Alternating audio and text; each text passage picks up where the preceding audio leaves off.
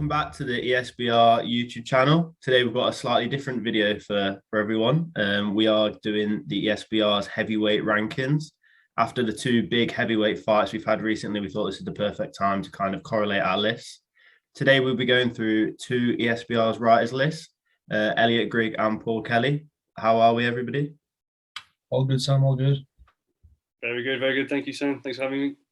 No problem. And it's just a really exciting time. Obviously, everyone loves heavyweight boxing. We've got probably some of the best fighters we've had in a long time, and the most interesting fighters we've had in a long time. So we're just going to quickly run through our top five. Obviously, you're not going to agree in the comments, so let us know what your top five is, why you disagree with everybody, and yeah, without further ado, let's start at number five. So Paul and Elliot, who's at five for you? Take it away, Elliot. You go first. Okay, number five for me. I'm not trolling here. This is legitimate. I'm not trying to get any increased interaction. This is a legitimate opinion. Number five for me, Andrew Ruiz. Now, I see that little smoke there. Right, so the reason I'll stand by this, I'm going to stand by it thusly. So, obviously, I don't know what yours two top four are, but I think, the top four could be fairly standard. So when I'm looking at number five, I'm thinking, let's be honest, it's probably between White and anyone else. I'm looking through the top 10, I'm looking at it, I'm thinking, okay, Andrew Ruiz, will he beat Dillian White? So I'm basing it on merit. Will he beat Dillian White? And the answer to that question is yes. And the reason for it is this. I think a motivated Ruiz with Eddie Reynoso is a different prospect to the one we've seen. I also look at his record and I think he should have been champion already, should have got the decision against Parker. I think he obviously beat AJ. Okay, AJ was possibly a bit distant in thought and mind in that fight. He didn't look necessarily right. But I think equally you have to look at it and go, Ruiz's speed is obviously legit and his power is legit. And I say power in the sense that, granted AJ in the rematch did what he boxed like an absolute dream, can't criticise the approach that he made there.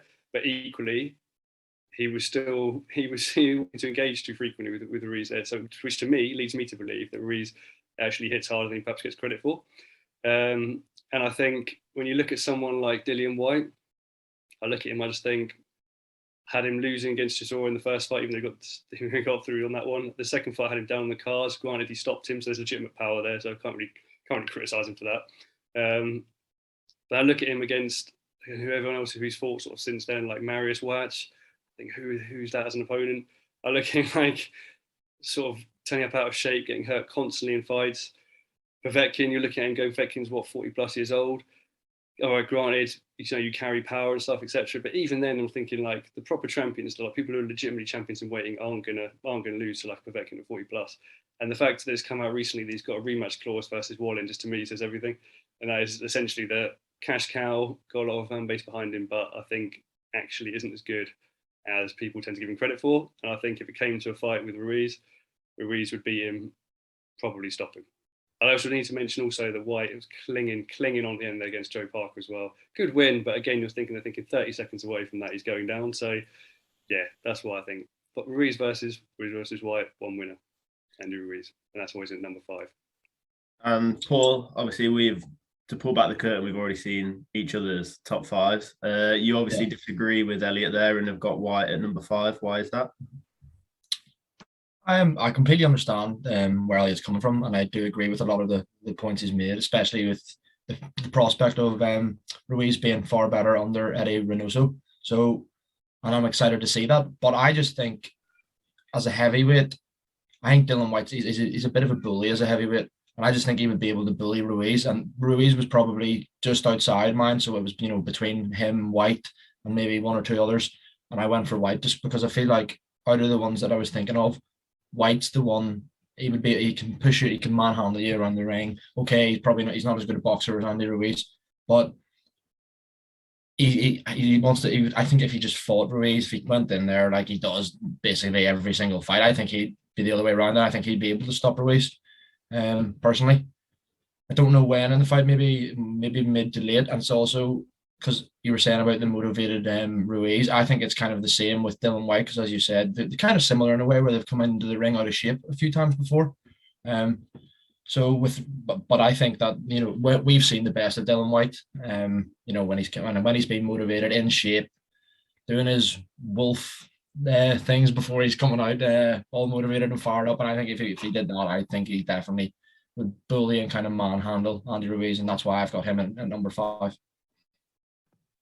As an impartial middleman here, my only thing with the whole Ruiz White is probably the more active fighter right now. I think if you just put in resumes side by side, for me, I think White takes it, just because Ruiz's only win really is top win is Anthony Joshua, who he then lost to in the rematch. So, and also since then, since what was that, December 2019, he's fought one man who nearly stopped him. So for me, like that it's close. And I think if they do fight, it depends how you obviously rank these, whether you put them up against each other or whether you look at resumes, what they've done, or what they have the potential to do. So I'm just looking at purely resume on resume, and that's why I would tip it to White. But obviously, I'm just in the middle right now, just partial bystander. So then, obviously, move into number 4, and again, this might be when I've seen seen your guys' rankings beforehand. This might be the most shocking. I think we're going to start with you, Elliot, on this one. Right. Who have you got at number 4? Number 4, I've got Cooper Poo left. No, I haven't. Number 4, I've got Anthony Joshua.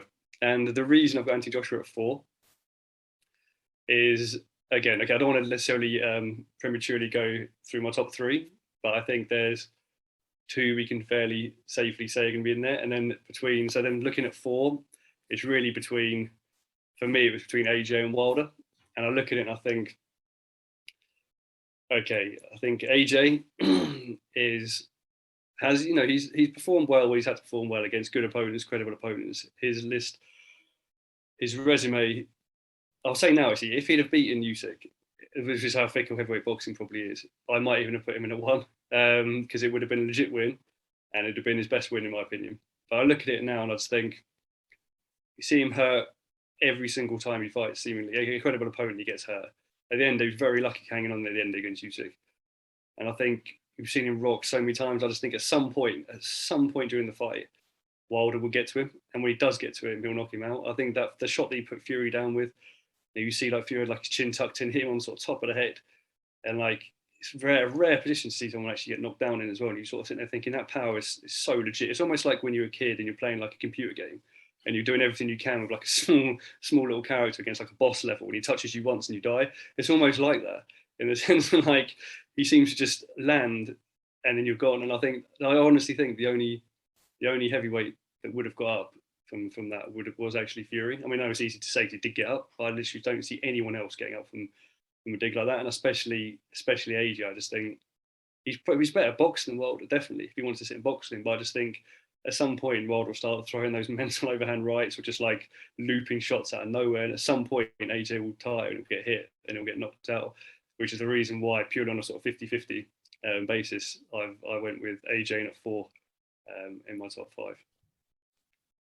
And once again, Paul, a disagreement with your number 4. Yeah, so I have gone for Deontay Wilder at number 4. And the reason for that is, I do think he's better than Dillian White, and I think he would knock out Dillian White. So that's why I put him obviously up there. But then I'm looking at, we're going to have to see in the top 3, but then maybe a different order or whatever. Top 4. So I just see Deontay Wilder. If I put him up against Fury, obviously we do. That's already been done 3 times, and he's lost 3 times, in my opinion. If you put him up against Joshua, for me, I think Joshua would stop Wilder. If he tactically fought the right fight, which I'll actually get into more later when I'm putting my other rankings in. And then with Usyk as well, I think Usyk would be able to play with Deontay Wilder, to be quite honest with you. And because I know those big right hands that he throws, devastating power, can't take that away from him. Like, arguably one of the hardest hitting heavyweights ever. So fair play to him for that. He's always got a puncher's chance in any fight. But do I see him beating Usyk, Joshua, or Fury? No, I don't. That's why I've got him in at number 4. And I just think he's probably too predictable. As we saw, Fury was able to he got knocked down 3 or 4 times over the course of the 3 fights. So obviously, you know, and Fury's probably the best and one of the most elusive heavyweights, even despite his size and weight. And he was obviously still got caught quite a few times, but I just don't think Usyk would get caught by those big shots, because I think he's too elusive and too quick and too fast. And I would be interested to see that fight. Actually, it would be a very interesting one to see. But for me, Deontay Wilder is now just the fourth best heavyweight in the world, in my opinion. And just a question on that. And again, I don't want to bang on about resumes, but if you had to put the fighters that Dillian White's fought and Deontay Wilder, who do you think has the better resume so far? Wins wise, you probably got to say White, don't you? I think you probably do, because Wilder, he hasn't beaten Fury, never beat him. So what? Other than that, who's he beat? He's beaten Stavern twice, Brazil, Ortiz, yeah, and then White's beat Povetkin, Parker. Who else has he beaten? Chisora twice. Yeah. I think well, that's a good question. I'm not too sure. Not even thinking about it. I kind of forgot about Luis Ortiz, and although he was aging, it was still quite a good win actually from Wilder twice. But yeah, I think that's quite a good question actually. What do you think, Elliot? When you first said it, I thought like you. I thought you're gonna have to go with White. But now you've listed the kind of opponents that they have fought. It is actually a lot closer than it looks. Yeah. That said, I honestly think Wilder devastate Dillian White. To be honest with you, I just can't see him, especially when he turns up like White starts tiring after sort of round 3 or 4, and if Wilder turns up in the shape he's turned up against Fury, lights out, good night. Obviously Wilder's shown his ability to take a punch as well. I mean, obviously Fury stopped him twice, but he's taken a lot of punishment in that as well. I just don't think White stopped him without getting stopped himself. So yeah, I think you've got to look at it as well and say that actually Ortiz performed well against Wilder. But then equally, I had Chisora performing well against White. So yeah, I think it's a lot closer actually than you first give it credit for. But it would be close in the fight, in my opinion. And that I think brings us quite nicely on to the medal positions. And once again, Elliot, we'll go with you in your third place. Number 3. So number 3 for me, yeah, is Deontay Wilder. So obviously the inverse with AJ there. And I think again, I think you have to look at it and go, the punch power he's got is obviously legit. The amount of people he stopped. And I know obviously he's not technically brilliant. Obviously it goes without saying. But equally, I think he's not as technically poor as a lot of people make out either. I mean, you have beaten some credible opponents there. Obviously he's endured a bit of punishment and then just sort of knocked them out. But equally, he's shown heart and he's shown the ability to kind of get in the positions at the end of it anyway, through conditioning or whatever you want to call it. I just think, I look at it and I think there's a lot of fun fights involving Deontay Wilder at heavyweight. Like Paul said there a minute ago, like Usyk versus Wilder would be a great fight. Basically, again, because it'd be that case of, could Usyk, I mean, I know Usyk's obviously outboxed AJ, but AJ fought a very different fight than what Wilder would fight. And you're sitting there thinking, actually, could Usyk handle someone of that size and that power? It'd be a real good leveler to see. I would love to see that fight, to be honest. I'd love to see Wilder versus White. I'd love to see Wilder pretty much against anyone other than Fury again. But I just think with the power that he's got and even the chin that he's demonstrated against the other competitors, all bar the two that I've got 1 and 2, who stylistically and boxing proficiency wise, I think would be too much for him. And they'd have enough to, well, obviously we've seen with Fury, he got caught obviously three times he went down, which obviously shows the power, but equally in all the other rounds, he was sort of dancing around, moving away from him, showing what you can do if you just kind of retreat well enough or just cover up well enough or sort of, attack and shift the angle. The Wilder wasn't really able to deal with it when he wanted to plant his feet. So I think apart from the 2 that I've got, I think Wilder would stop everyone else that he fights. So obviously we are just a week away from that. Obviously, Fury beating Deontay Wilder. How much of that fight did you put into these rankings? Obviously, you've got Wilder quite high. Is that because of kind of like the performance he put in last weekend? Maybe subconsciously, but I've always thought that of the traditional heavyweights, Usyk aside, that I always thought Wilder would beat AJ, and I couldn't understand this. People talking about him avoiding Dillian White. I thought that's just easy work for him, frankly. And so I always thought that he was up there, second only to Fury. I think if anything, it's not necessarily changed my view of Wilder last week. I mean, he actually through loss did actually improve his currency, in my opinion. But I also think it's more obvious to me what happened with Usyk AJ. So the gap between Wilder and AJ to me has grown from what it would have been before. And obviously I've had to put Usyk in there because obviously the performance he put in.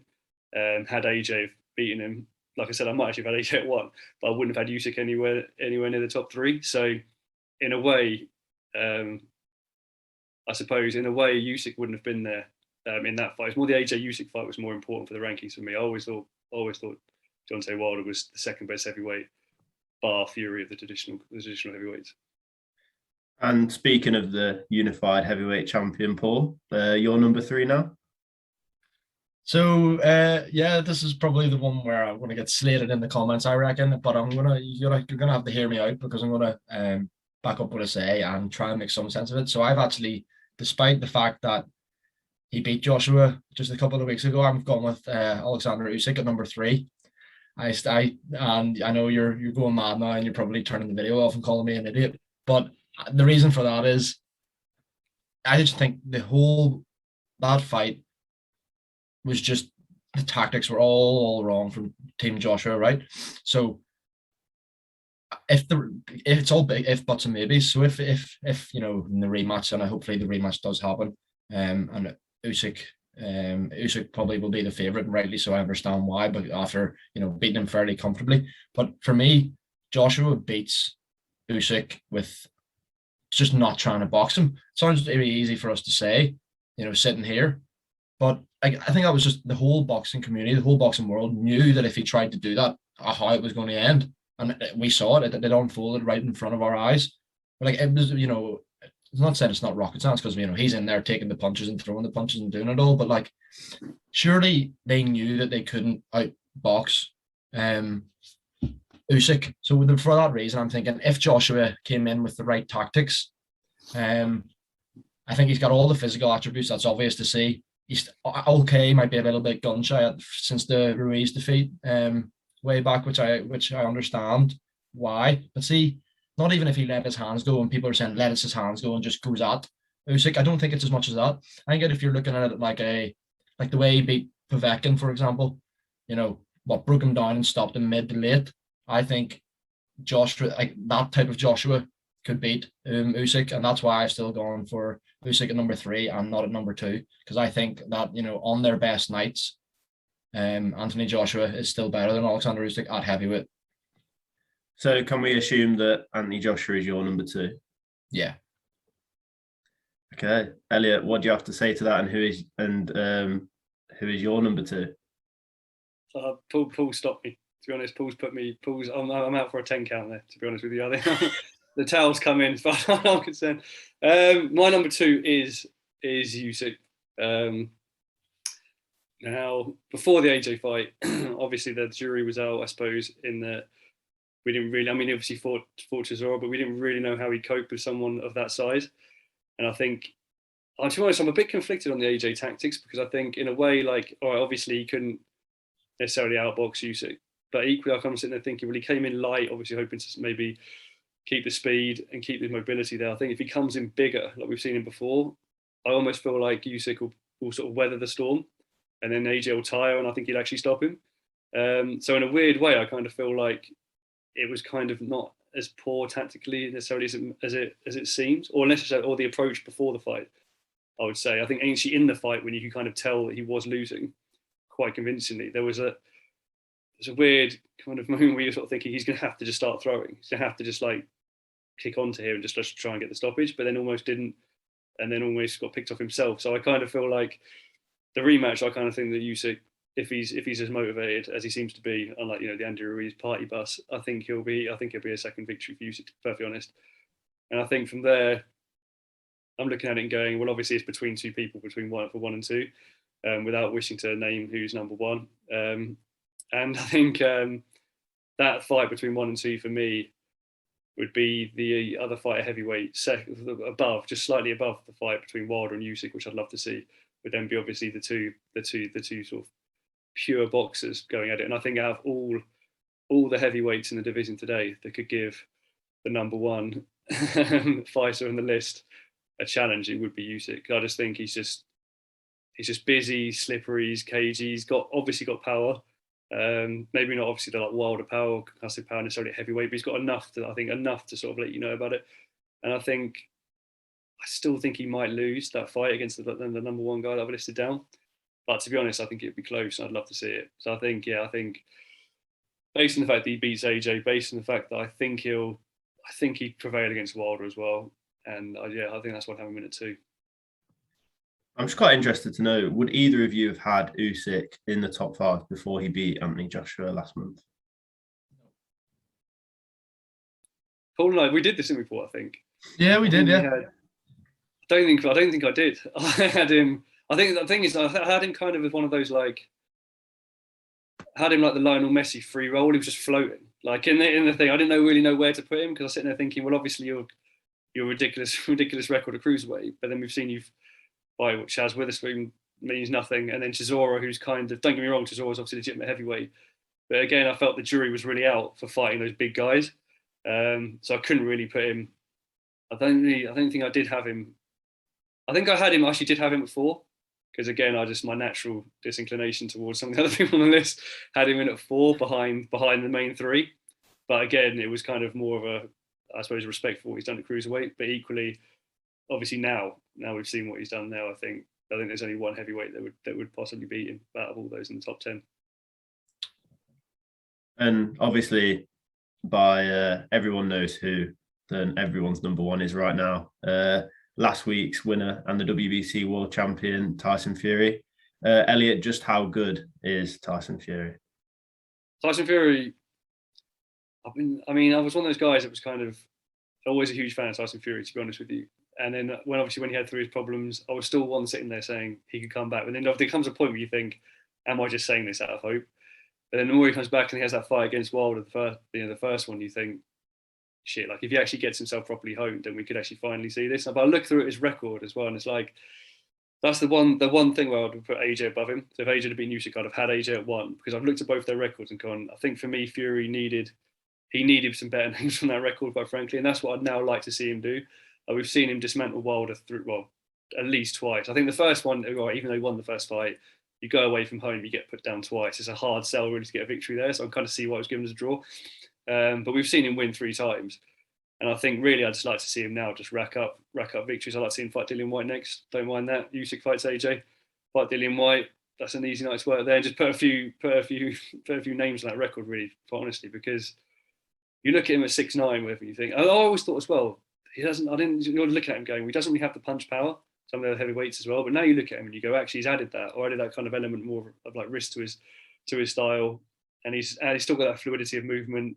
Still obviously switched on against Wilder, which we haven't necessarily seen against some of the lesser opponents that he's faced. A bit too much theatrics, and he's dancing in the corner sort of thing. Doesn't obviously give them the respect. So I'd like to see him fight credible opponents that can kind of bring that out of him as well. Because I think, to be honest with you, it's limitless what he wants to achieve now. Heavyweight, he could maybe fight White if he makes the AJ fight. I think we can all kind of see that AJ would have to kind of do what he would do against Usyk. What Paul's saying for the rematch, he'd have to just put on size and try and chin him, because I don't see him outboxing him either. So it'd be a case of really just how many legacy fights do you want, really? I think is where the sky is for AJ at the moment. For Fury at the moment. Paul, do you think we could end up talking about Tyson Fury as one of the all-time in the heavyweight division? Certainly, definitely in the conversation. Not saying me personally, no, he's not as of yet. Obviously all the usual suspects. So everyone talks about every day on your Ali's and your Tysons and all that. But no, he could be. As just backing up what Elliot said, it's all about is the legacy now. And like if he adds, for example, he beats White next, and then he beats Joshua, he beats Usyk. Maybe there's another heavyweight coming up in the next few years, beats them, and then he retires or whatever, sails off into the sunset. I think you really do have to have a serious conversation as to his position as an all-time great heavyweight for sure, 100%. But then time will tell, depending on the resume, because at the minute we're just saying, yeah, he could be, but we just need there's 2 or 3 more victories against the top level guys, and then for sure 100% he is. Yeah.